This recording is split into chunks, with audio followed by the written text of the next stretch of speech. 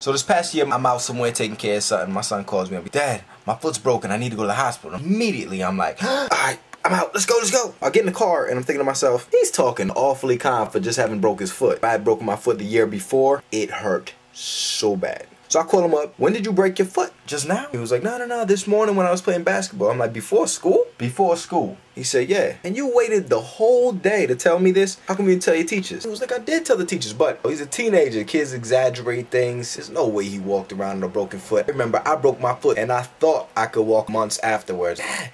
I'm healed up and I'd try things like...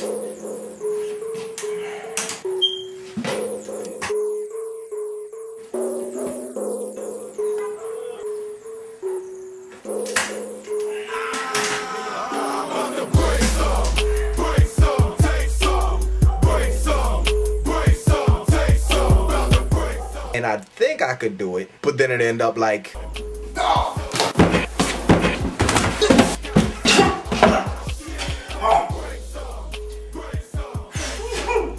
Dad, you okay? Yeah, I'm alright.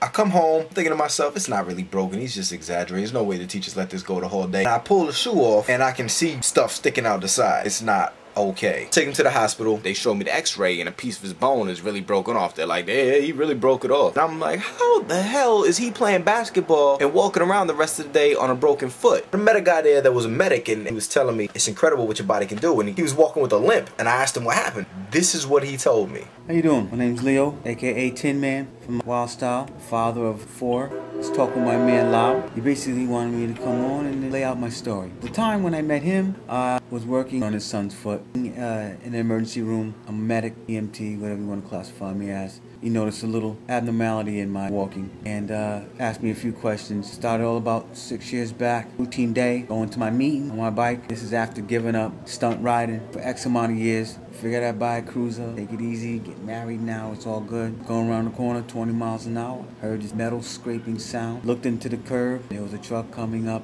hitting the guardrail in my lane. They had 2 options. Either take a head-on hit, which I knew was a no-no, or try and ditch the bike and surf it out or something.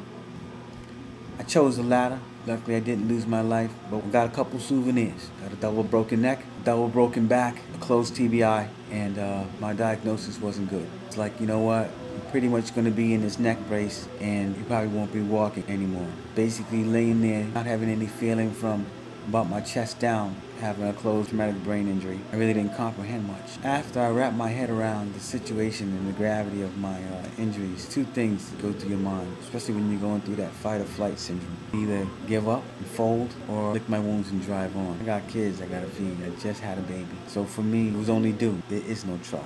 When they brought me home 3 months later after my initial accident, my club, loved me to death, always rep Wild Style. They picked me up in a limo, put the wheelchair in the trunk. These cats lined up my driveway like, yo, there ain't gonna be no wheelchair in your future, bro. You'll crawl, we'll carry you. And when you done crawling and you get strong enough to walk, you move upstairs and start moving about your house, it ain't over. They took that wheelchair, threw it in the yard, and it sat in my front yard and damn near rusted. That was a long, real long couple years.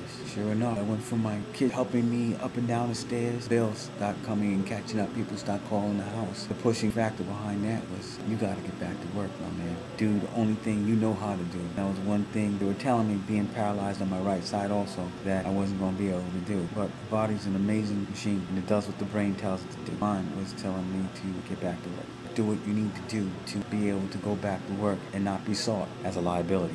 So you got to be as efficient as you can and being able to function as highly as possible.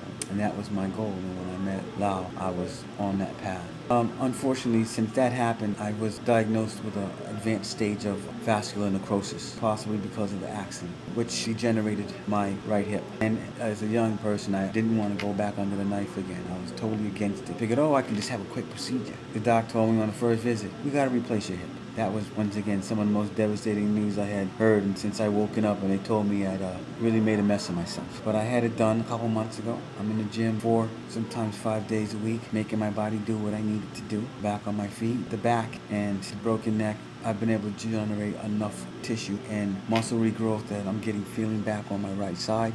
Good dexterity. I'm loving my job. It's bananas every day. ER has a band, and I dabble a bit in sound reinforcement. So I'm usually a studio rat. I have a studio built at my house, and I do stuff there. The ER, you know, they have a bunch of docs and everybody, pretty talented group of folks. So I volunteered to pop out and run the sound for them. I'm still riding with the boys. Bouncing back from the hip is a bit of work. It doesn't kill you. I guess it does make you stronger. I feel better than I felt when I was 30.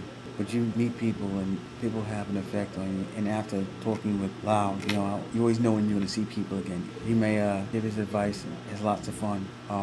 Impressive, knowledgeable cat. I hope you get whatever it is you'd like to get from my message. Discipline is the mark. Motivation is the key. You know, those are the cloth that we're cut from.